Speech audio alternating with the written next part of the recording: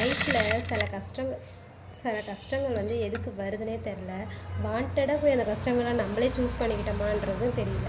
ஏன்னா அந்த அளவுக்கு pressure, family problem, commitments and personal problem, நிறைய ஃபினான்ஷியல் ப்ராப்ளம் எல்லாமே இருக்குது லைஃப்பில். அது இருந்தால் தான் லைஃபே போல இருக்குது. எல்லார் லைஃப்லேயும் அது இருக்குது. ஆனாலும் லைஃப்பை ஹாப்பியாக இல்லாமலாம் வாழ முடியாது.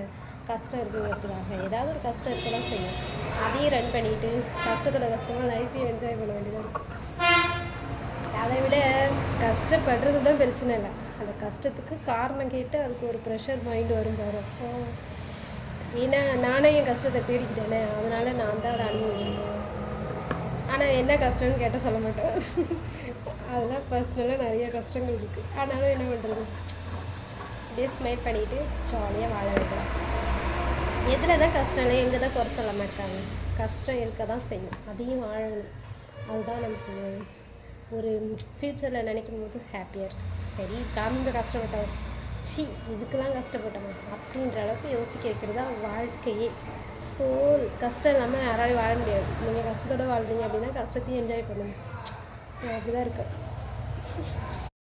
உங்களுக்கு ஒரு விஷயம் தெரியுமா, என்னை பற்றி எனக்கு தான் தெரியும், உங்களை பற்றி உங்களுக்கு தான் தெரியும். அதாவது என்னோடய கேரக்டர், நான் என்னோடய பாஸ்ட் டென்ஸ், என்னோடய ஃப்யூச்சர், என்னோடய ப்ரெசன்ட் லைஃப், இது எல்லாமே எனக்கு மட்டும்தான் தெரியும். என்ன தான் ஹஸ்பண்ட் அண்ட் ஒய்ஃபாக வாழ்ந்தாலும், ஃபேமிலியோடு வாழ்ந்தாலும், அண்டு எல்லா ரிலேட்டிவ்ஸோட நம்ம வாழ்ந்தாலும், ஃப்ரெண்ட்ஸோடு வாழ்ந்தாலும், எப்படி நம்ம லைஃப்பை வந்து ரன் பண்ணிகிட்ருக்கோங்கிறத நம்ம புரிஞ்சுக்கிற அளவுக்கு அவங்க அண்டர்ஸ்டாண்ட் பண்ணிப்பாங்கங்கிறத நிச்சயமாக சொல்லவே முடியாது. ஏன்னா நம்ம கேரக்டர்ஸ்லாம் வித்தியாசமாக இருக்கும்.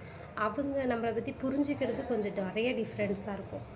எப்படி சொல்கிறதுனா, ஒரு சின்ன விஷயமா இருந்தாலும் அதை மிஸ் அண்டர்ஸ்டாண்டிங் மெயின் வரதுக்கு காரணமே அவங்க திங்க் பண்ணுற மைண்ட் செட்டுக்கு நம்ம இல்லைங்கிறதுனால தான். இப்போது அதனால் அவங்க என்ன வேணாலும் நம்மளை வந்து ஒரு லாங்குவேஜ் யூஸ் பண்ணி குறை சொல்லுவாங்க. ஸோ நான் என்ன சொல்ல வரேன் அப்படின்னா, என்னை பற்றி எனக்கு தான் தெரியும், உங்களை பற்றி உங்களுக்கு தான் தெரியும். புரிஞ்சிக்க முடியும், பட் லேட் ஆகும். சீக்கிரமாக புரிஞ்சுக்கிறவங்களும் இருப்பாங்க. அதாவது என்ன தான் நீங்கள் இதை புரிஞ்சுக்கிட்டாலுமே அவங்களுக்குள்ள ஒரு டவுட்டு, சந்தேகங்கள் அண்டு வந்து நிறைய மைண்ட் செட் இருக்கும். இப்போ ஒரு ஃபேமிலியிலேருந்து இன்னொரு ஃபேமிலி அப்படின்னு இருக்கும்போது ஒவ்வொருத்தவங்களோட பார்வையிலும் நம்ம வேறு மாதிரி தெரியும்.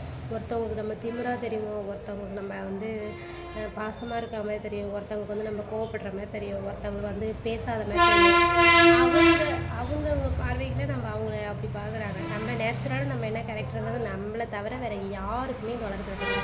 வாயடிப்பேன்னு சொல்லுவாங்க, ஏதாவது ஒன்று கேட்டு